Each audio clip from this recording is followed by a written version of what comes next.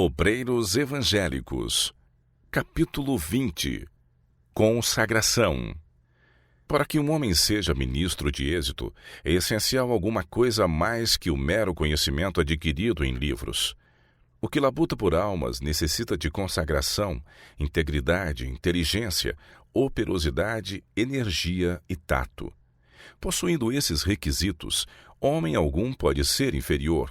Ao contrário, possuirá dominadora influência para o bem.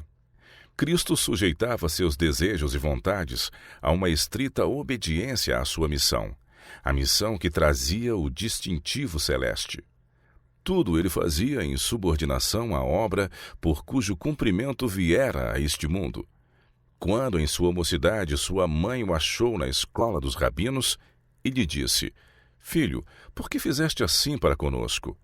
Eis que teu pai e eu ansiosos te procurávamos." Respondeu, e sua resposta é a nota predominante da obra de sua vida: "Por que é que me procuráveis? Não sabeis que me convém tratar dos negócios de meu pai?" Lucas 2, 48 e 49.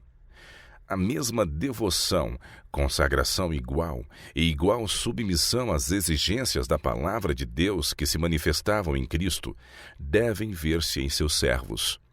Ele deixou seu lar de segurança e paz, deixou a glória que tinha com o Pai antes que o mundo existisse, deixou sua posição sobre o trono do universo e foi como homem tentado e sofredor, em solidão, semear em lágrimas, regar com seu sangue a semente da vida para um mundo perdido. Assim devem seus servos sair a semear. Quando chamado para tornar-se semeador da semente da verdade, foi dito a Abraão: "Sai-te da tua terra e da tua parentela, e da casa de teu pai para a terra que eu te mostrarei." Gênesis 12, 1. E saiu sem saber para onde ia. Hebreus 11, 8. Como portador da luz de Deus para conservar vivo o seu nome na terra. Abandonou seu país, lar, parentes e todas as aprazíveis relações de sua vida terrestre para tornar-se peregrino e estrangeiro. Assim, ao apóstolo Paulo, orando no templo em Jerusalém, veio a mensagem: "Vai, porque hei de enviar-te aos gentios de longe." Atos dos Apóstolos 22, 21. Da mesma maneira, os que são chamados a se unirem com Cristo devem deixar tudo a fim de o seguirem. Velhas relações devem ser desfeitas, planos de vida postos à margem, renunciadas às esperanças terrestres. Em fadigas e lágrimas, em solidão e sacrifícios, deve a semente ser lançada.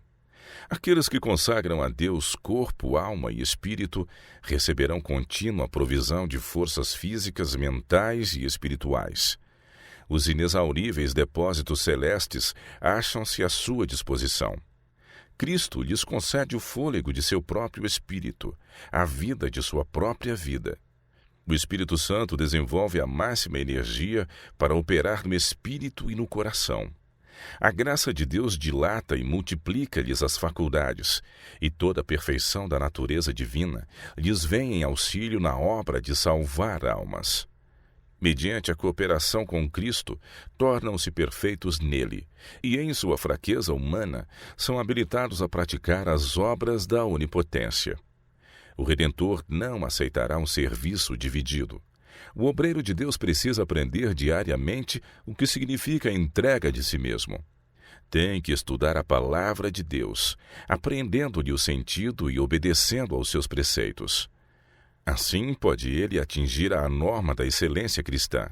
Dia a dia, Deus com ele colabora, aperfeiçoando o caráter que deve subsistir no tempo da prova final.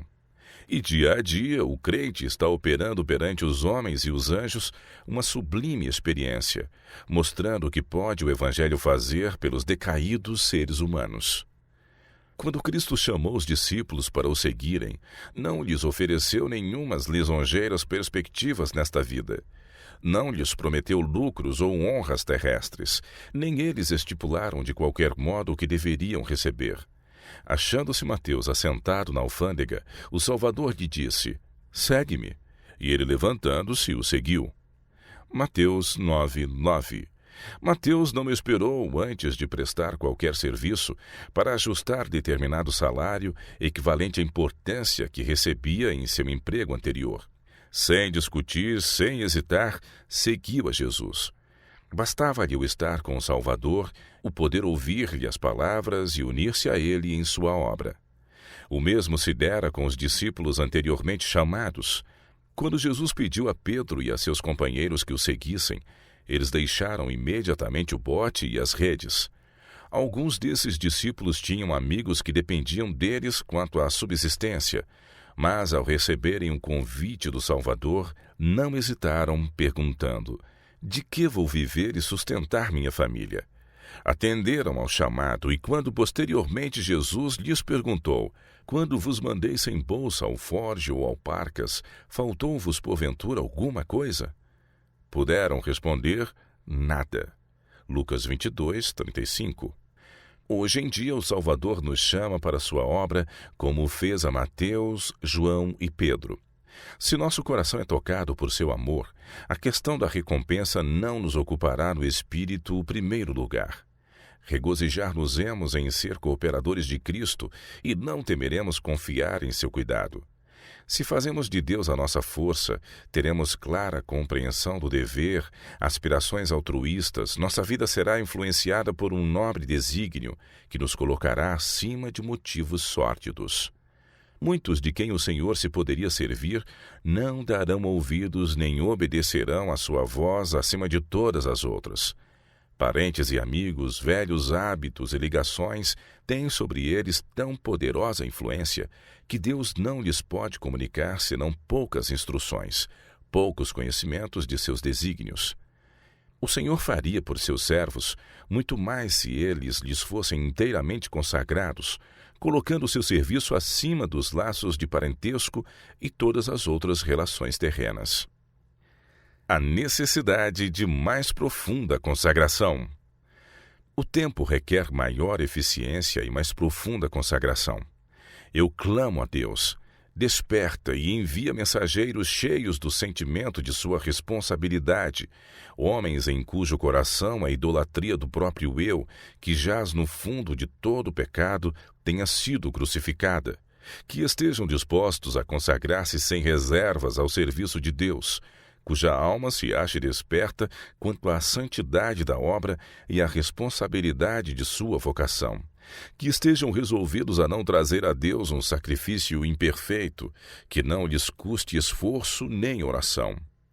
O Duque de Wellington achava-se presente uma vez a uma reunião em que um grupo de cristãos discutiam a possibilidade de êxito do esforço missionário entre os pagãos.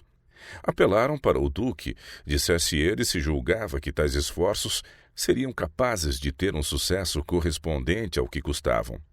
O velho soldado respondeu: cavalheiros, quais são vossas ordens de marcha? O êxito não é o que deveis discutir. Se leio corretamente vossas ordens, elas rezam assim: ide por todo o mundo, pregai o evangelho a toda a criatura. Cavalheiros, obedecei a vossas ordens de marcha. Meus irmãos, o Senhor está para vir, e precisamos pôr toda energia na realização da obra que se acha diante de nós. Apelo para vós a fim de que vos dediqueis inteiramente à obra. Cristo deu seu tempo, alma e forças ao trabalho para benefício e bênção da humanidade. Dias inteiros consagrava-os ao labor, e noites inteiras passava-as em oração, a fim de se fortalecer para enfrentar o inimigo e ajudar os que a ele iam em busca de alívio. Como seguimos o curso de uma corrente de águas vivas, pela lenha verdejante que produz, assim se pode ver a Cristo nos atos de misericórdia que lhe assinalaram a trilha passo a passo. Onde quer que ele fosse, a saúde ali surgia, e seguia-se a felicidade por onde havia passado. Com tanta simplicidade apresentava as palavras da vida, que uma criança as podia compreender. Os moços apanhavam-lhe o espírito de serviço e buscavam imitar suas agradáveis maneiras, auxiliando os que disso precisavam.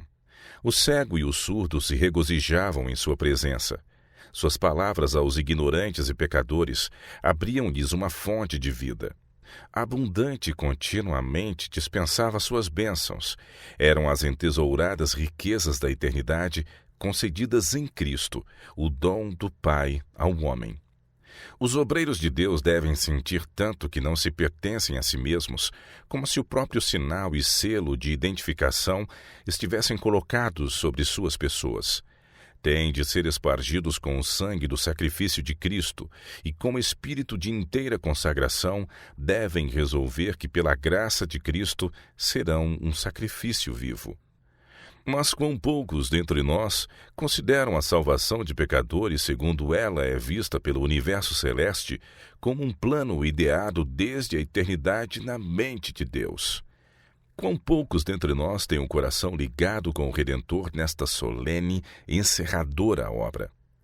Mal existe 1/10 da compaixão que deve haver pelas almas por salvar. Tantos há a serem advertidos, e todavia quão poucos há que se compadeçam juntamente com Deus, o suficiente para ser alguma coisa ou nada ser, contanto que vejam almas salvas para Cristo. Quando Elias estava prestes a deixar Eliseu, disse-lhe: Pede-me o que queres que te faça, antes que seja tomado de ti. E disse Eliseu: Peço-te que haja porção dobrada de teu espírito sobre mim. 2 Reis 2:9. Eliseu não pediu honras terrestres, um lugar entre os grandes homens da terra. O que suplicou foi uma grande porção do espírito dado àquele a quem o Senhor estava a ponto de honrar com a trasladação. Sentia que nenhuma outra coisa o poderia habilitar para a obra que lhe seria exigida. Ministros do Evangelho, se essa pergunta vos houvesse sido dirigida, que haveríeis de responder? Qual é o maior desejo de vosso coração ao vos empenhardes no serviço de Deus?